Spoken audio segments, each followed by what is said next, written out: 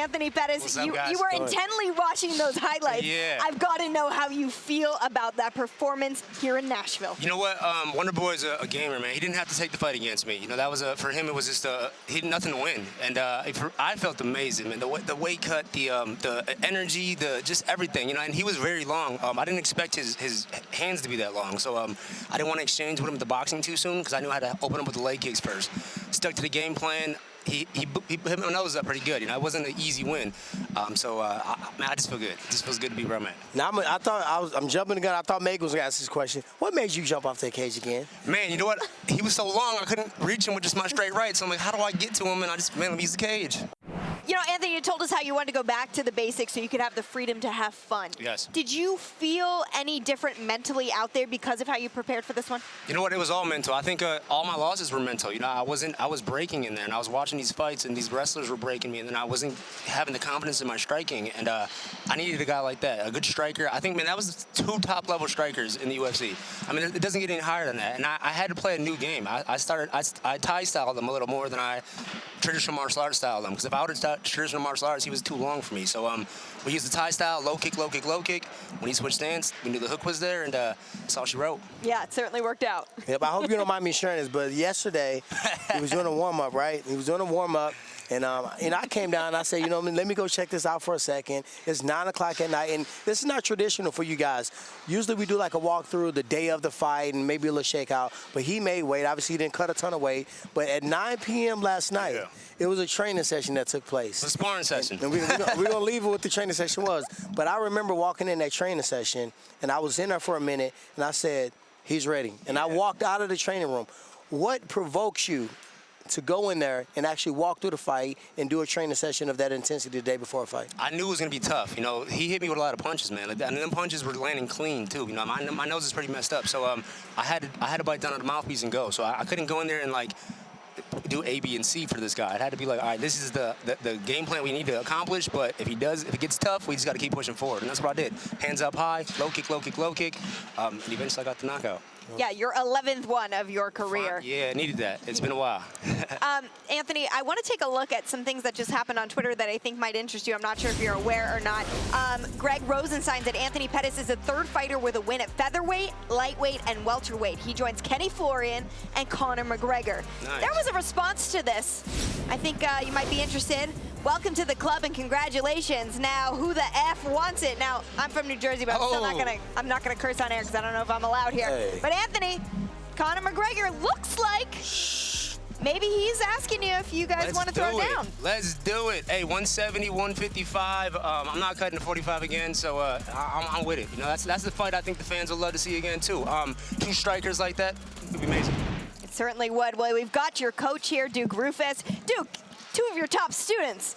I mean, you've got a lot on your resume about how much success you have. What made Anthony's performance so special tonight? It was all him, his dedication, his passion, his drive. Because what he had to do, you know, you win a couple world titles, you make more money than you've ever made in your life. Different stuff you go through. He had to create a new goal, and his goal now is legacy, and all that other stuff comes along with it. I'm very proud of him. I told him that. Love you, man. Thank you so much. I love you too. I mean, he dedicated himself like no other. And, you know, he's still a very young man.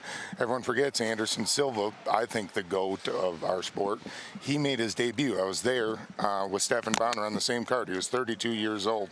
Turned won his world title when he's 34. Age is not a number. It's what you do, and this man's going to be back too. You know, Duke, it's a lot of fighters like myself that came to Duke Roufus for something special. Anthony and Ben Askren and Paul Felder.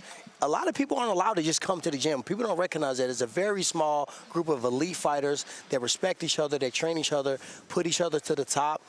It had to be a point where Anthony had to learn from himself. He had to look back and say, you know what, it was all there all along. I had to go to the basics. He's one of the ones that started there from the beginning. How hard was it for you to allow him to learn that lesson by himself and watch him go through these adversities? I'm going to share a story.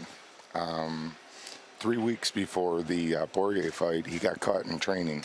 Training wasn't going. We weren't seeing things eye to eye. I invited him in the office, and I invited him to leave our gym. And I kicked Anthony out of the gym for a week. And, you know, it was a tough time. But I said, you know, I love this kid. I can't send him to this fight alone. I went and supported him. And here we are. He built himself back up to where he belongs, and you know, everyone thinks I baby him. I'm the hardest on Anthony Pettis because I think his potential is unlimited, and I'm very hard on him. And now he's hard on himself, and I love it. Obviously, you're not blood related, but it's very clear that you guys are family to one another. Oh, yeah. Yeah, I mean, I lost my dad when I was a kid, man, and this guy here, you know, he took that position and gave me a path, you know, and then I gave it to my brother, and now he's helping my brother. It's amazing to be where we're at. You know, I wouldn't be anywhere without him. Yeah, well, you're certainly a great team. You know, Duke, we heard Anthony say he likes 170. He's talking about maybe the winner of the Philly fight with Conor McGregor, possibly, with that tweet that just came out. What would you like him to do next? Oh, man, I love the Conor McGregor fight. I don't think there's any other fight to talk about after that tweet.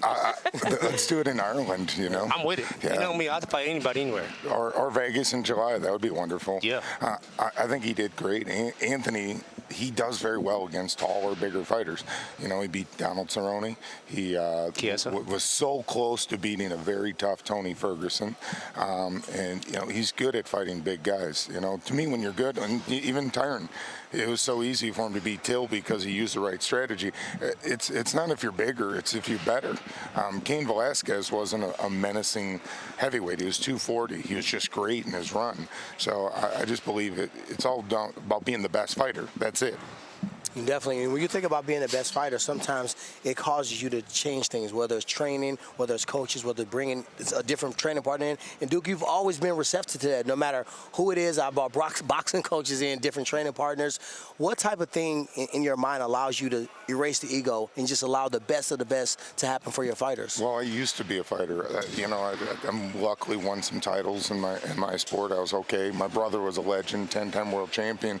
But at the end of the day, it's what the fighter wants. I'm just holding the spit bucket. He's doing the heavy lifting. So I want to make the fighters feel good, train good, perform good. You know, that's it. You know, I'm not trying to be a celebrity out here. Showtime, you know, I'm only here because he performed, not because I performed, if that makes sense. So, fighter, it's a very weird occupation. I don't care how good you are. You have a lot of insecurities. My job, through hard work, dedication, and devotion, is to make you believe in yourself through your training. The great Roger Staubach said it best. Confidence comes from being prepared. And he was prepared, and that's what it's all about. I just kind of make it, even like working with Ben Askren. I had a great camp with him, and we're having a lot of fun. You know, 3 completely different fighters, personalities, but that's what I love about what I do. Or John McDessie, another different personality tonight that performed well. You know, at the end of the day, it's about the fighter. That's it. There's a lot of magic going on at Rufus Sport. But Anthony, before we let you go, I just want to kind of get your mindset here. You know, you came into this at welterweight. This was, you know, a big jump up in weight class. You took out number 3 in the world. What type of confidence does this instill in you to move forward down your mixed martial arts path? Yeah, I mean, if you look at the people I've fought, you know, I've fought all the best in every weight class that I've touched so far. You know, the confidence is always there. It's just putting it together. You know, getting a good training camp, no injuries, and this one was perfect. You know, the weight cut was not there. You know, it wasn't a hard weight cut. It felt good to fight at my weight and have energy to fight because I needed it against that guy. There was a guy, that guy was, you know, he was picking me apart for the first round, and I had to weather the storm and keep having the low kicks, and eventually I got my chance. Well, you got your hand raised here tonight, and man, did the Nashville crowd love it. Anthony, congratulations. You always continue to impress us. Looking forward to seeing your next outing. Thank you so much. Thanks, brother.